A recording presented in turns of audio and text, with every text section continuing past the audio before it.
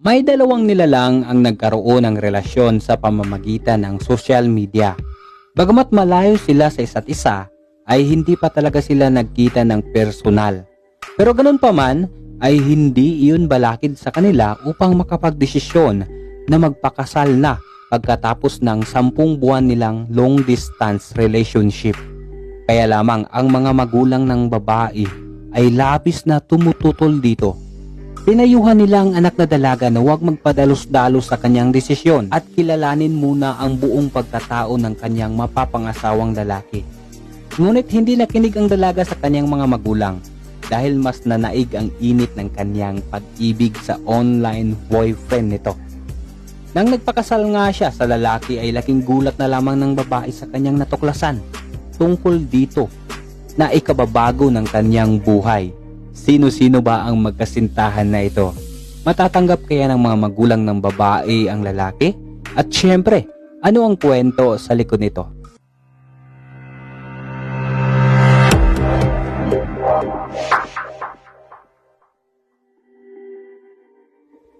May kasabihan tayo na mahirap mabuhay ng mag-isa. In English, no man is an island. Nabasa ko lang din yan. By the way, kahit gaano raw ka-successful ang isang tao sa kanyang karera, kapag nag-iisa naman ito at walang partner sa buhay, ay hindi talaga niya makakamit ang tunay na kasiyahan sa mundo. Well, isa sa nakakaramdam niyan ay ang babaeng nagngangalang Nguyen Van An. Si An ay isang Vietnamese at nakapagtapos sa Hanoi University of Science and Technology noong 2015 pa. May stable na rin itong trabaho at malaki talaga ang sweldo. Kaya naman nakakatulong na ang dalaga sa kanyang mga pamilya. Bagaman nasa saktong edad na si Ann para mag-asawa, ay wala na ring lalaki na naglakas ng loob para manligaw sa kanya. Noong estudyante pa lamang daw siya ay marami ang nagkakandarapang nanliligaw sa kanya. Siya lamang ang umiiwas sa mga ito dahil gusto muna niyang mag-focus sa pag-aaral. Ngayon naman na handa na siyang magpadilig ng kanyang bulaklak ay wala nang naglakas loob na hardinero. Buti at hindi ka napadpad ng Pinas ay paglalagyan ka talaga.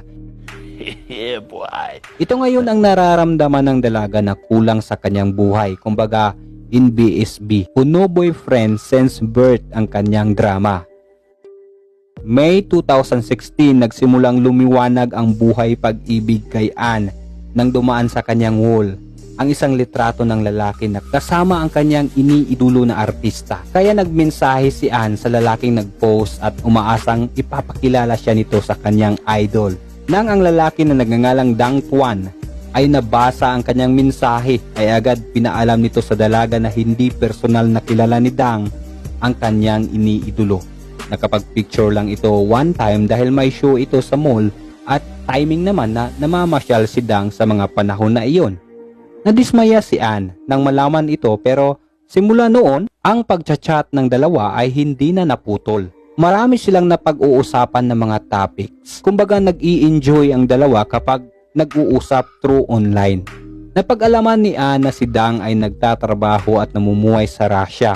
Pero hindi yun sapat na dahilan upang hindi lumalim ang kanilang pagtitinginan sa isa't isa. Dahil noong November 2016 ay opisyal na nga sila na magkasintahan pagkatapos nilang maging kaibigan ng kalahating taon sa social media.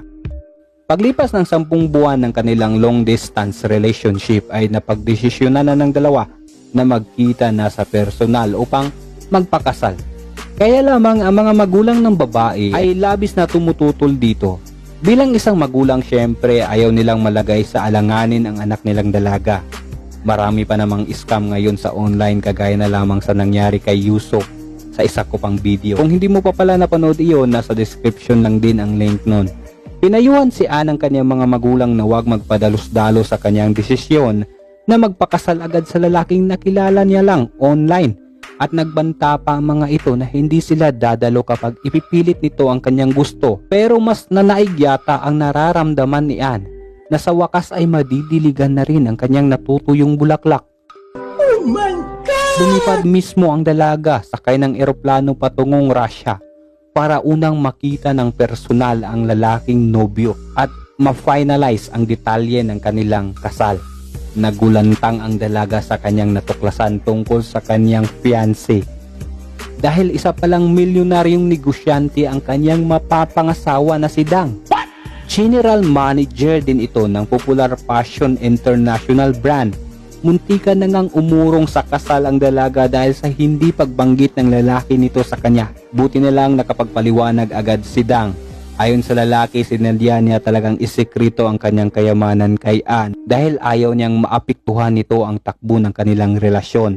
Naging tulalaman si Ann sa kanyang nalaman pero hindi na mahalaga iyon para sa kanya sa mga oras na iyon. Ibinahagi ni Ann kay Dang na hindi sang-ayon ang kanyang mga magulang sa kanilang pagsasama.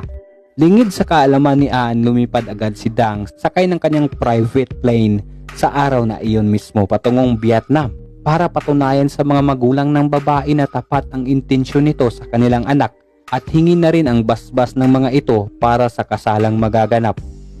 April 9, 2017, napaka-ingranding kasalan ang naganap sa 5-star hotel sa Hanoi, Vietnam.